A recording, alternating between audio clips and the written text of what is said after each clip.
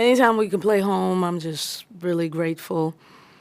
I thought we did a lot of things well, but I also feel like there are a lot of things that we need to improve on.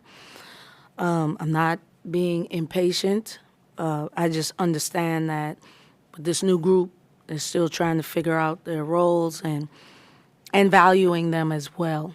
I need the people that we brought here to dominate, and I need the people that we brought here to be a piece to be that. And when we get all of that together, things will go well. On the bright note, really liked what Christine has been doing. Not surprised that she's being rewarded for her work. She is a true example of what you do in the dark will come out in the light. And when there's no lights, when there's no cameras, all summer she has committed to getting her body in shape and just gaining confidence. And I do think that she is going to be one of the best posts in the SEC when it's all said and done this season. So we're just going to continue to work at that. Questions? You talk about Christine. You talk about the work she put in this summer. She talked about that as well with us. But what made it so effective for her tonight? Was it, maybe just getting to the paint and getting to her spot early, being a little more aggressive in terms of getting to the paint and some offensive rebounds? What exactly made her feel and get into a rhythm tonight, scoring the ball and as well in the rebound possessions as well? Well, I like to think that Christine is a one-on-one. She's very tough to guard. She can do a lot of things. She can handle the rock really well. Tonight you saw her attempt a jumper. That's the other part of the game she's been working on, and we're waiting for her to really be confident and show that consistently. She's just taking her time, and at some point she'll create doubles, and we'll kick it out. We didn't shoot well tonight. We made 7 threes. See, this is a new year. Now we're not shooting well. We make 7 threes. When we didn't shoot well, we were making none, or maybe 1 or 2. So in a night like this, we didn't shoot it as well. But they know that we can, and so it gave her a lot of ISO situations that she was able to take advantage of. Talking about the offensive side of the ball, how would you assess your team's half-court offense today? What did you, maybe do well, and what were some of the things maybe you thought your team could do better tonight? Yeah, I mean, we had 13 turnovers. I thought that was kind of high. I wanted us to be a little bit more tighter in the first half when they were away from me. In the second half, I have full confidence because I'm right there beside them from the offensive end.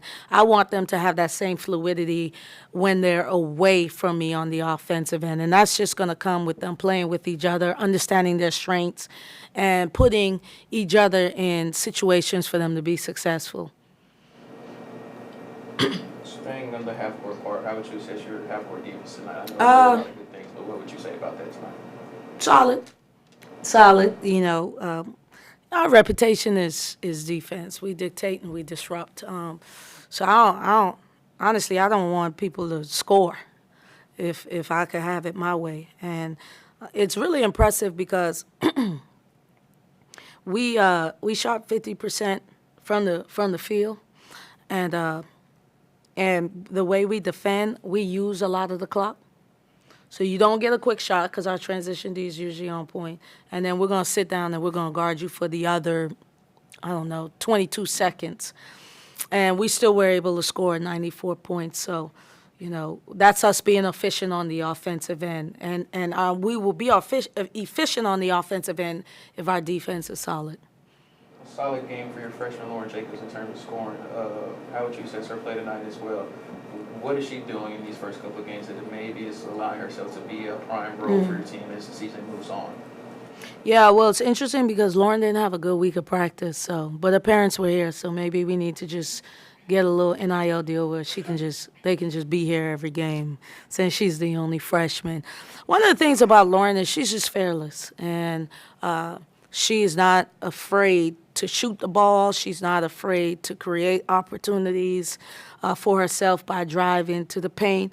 What she has to learn is not overthinking. I think a lot of our players are overthinking right now on the offensive end. I felt like we could have even been more efficient. But that's something that we will build on as we continue to get better. But as far as Lauren's concerned, we just wanted to come in and just defend at a high level and make open shots, and tonight she was able to do that.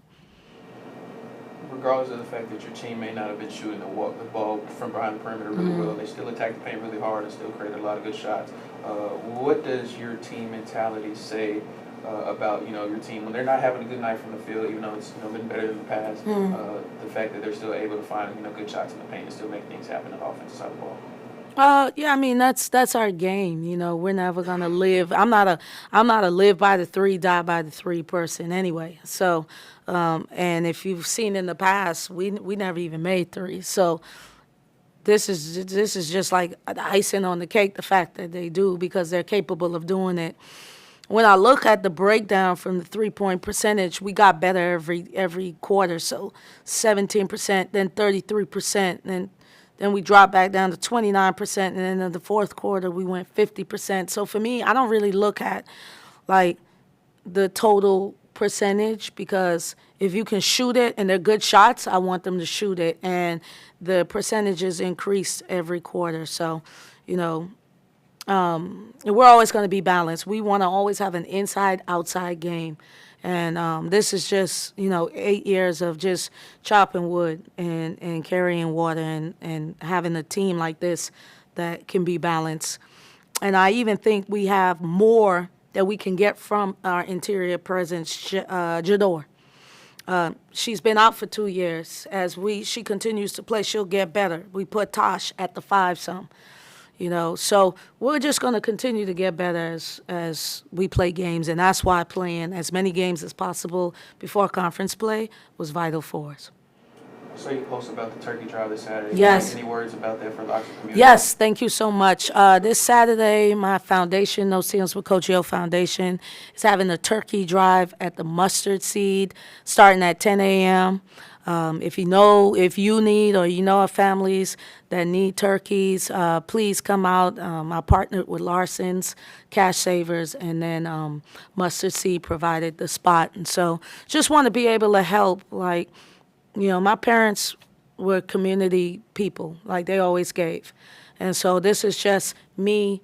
I'm a part of this community. I'm a part of the Oxford community. So, I may not have the same challenges as them, but I'm not ignorant to the fact that people are struggling, and this is just a way that we can try to provide some relief, and I hope we can do that. So thanks for asking about that. Saturday, 10 a.m. Coach Hill, noticed that you started the schedule with 3 HBCU schools, so now you got 3 more. Can you speak on that a little Yeah, bit? that's important for me. I'm a graduate. I got my master's at a HBCU. I met my husband at a HBCU. Shout out to Sigma Gamma Rho. It's our Founders Day. I joined a sorority at a HBCU. It is important for me to give back. We are always going to go on the road and play HBCU, and then to be able to bring them to our place and give them an opportunity and experience is vital for me. And I respect these coaches. I know they only scored 44 points tonight, but Southern is a good team. They're well coached. I think that it's important for them to be able to come and play in these type of environments and kind of see where they need to be so that when, a Southern or Alabama A&M or whomever, Norfolk wins their conference, they're prepared to play whomever in the first round. So just doing our part, for sure. The past 2 games, you've had at least 10 players contribute to the scoreboard. What do you think that says about the depth of your team, and how do you think that'll contribute and help as you get further into SEC play and the tournaments? Well, I hope we continue to get better in those spaces. It's funny, in my radio interview before the game, I told our radio guy, I said, Graham, Christine has not played her best yet, and then she comes in and gets a career high double-double. I don't think Cody has played her best. I don't think Tasha has played her best. I don't think KP, Denham, Breach, I don't think any of our players have played their best. So to me, that's encouraging because, that's we don't want to already be at playing our best. You know what I mean? We need to be playing our best in February. We are not playing our best right now, and for a coach, that's encouraging. And Cody didn't even play well, and she ended up with an 18 and 10. So, talent. Shout out to administration. That's what NIL gets here in rev share.